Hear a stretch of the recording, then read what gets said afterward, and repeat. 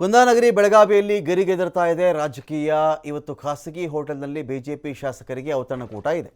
ರಾತ್ರಿ ಖಾಸಗಿ ಹೋಟೆಲ್ನಲ್ಲಿ ಡಿನ್ನರ್ ಮೀಟಿಂಗ್ ಅನ್ನು ಕರೆಯಲಾಗಿದೆ. ರಾತ್ರಿ ಊಟ ಮಾಡ್ತಾ ಮಾತುಕತೆ ನಡೆಸೋದು. ಮಾಜಿ ಡಿಸಿಎಂ ಅಶ್ವಥ್ ನಾರಾಯಣ್ ಇದನ್ನು ಆಯೋಜನೆ ಮಾಡಿದ್ದಾರೆ.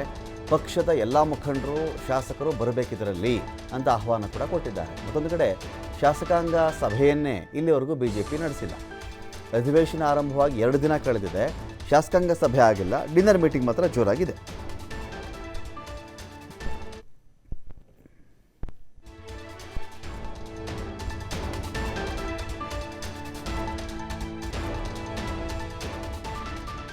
ಮಾಜಿ ಡಿಸಿಎಂ ಅಶ್ವಥ್ ನಾರಾಯಣ್ ಅವರು ಬಿಜೆಪಿಯ ಶಾಸಕರಿಗೆ ಡಿನ್ನರ್ ಮೀಟಿಂಗನ್ನು ಕರೆದಿದ್ದಾರೆ. ರಾತ್ರಿ ಊಟ ಮಾಡೋಣ ಬನ್ನಿ ಎಲ್ಲರೂ ಅಂತ ಕರೆದಿದ್ದಾರೆ. ಎಲ್ಲರೂ ಹೋಗಬಹುದಾಗುತ್ತೆ.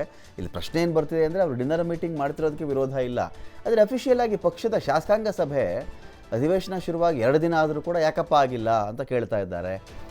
ಅಧ್ಯಕ್ಷರು ಕರಿತಾ ಇಲ್ವಾ ಇದನ್ನು? ಶಾಸಕಾಂಗ ಸಭೆ ನಾಯಕರು ಕರಿತಾ ಇಲ್ವಾ? ಯಾಕೆ ಯಾರೂ ಇಲ್ವಾ? ಇದಕ್ಕೆ ಯಾರಿಗೂ ಇಂಟ್ರೆಸ್ಟ್ ಇಲ್ವಾ? ಈ ಥರ ಸಾಕಷ್ಟು ಪ್ರಶ್ನೆಗಳು ಇಲ್ಲಿವೆ.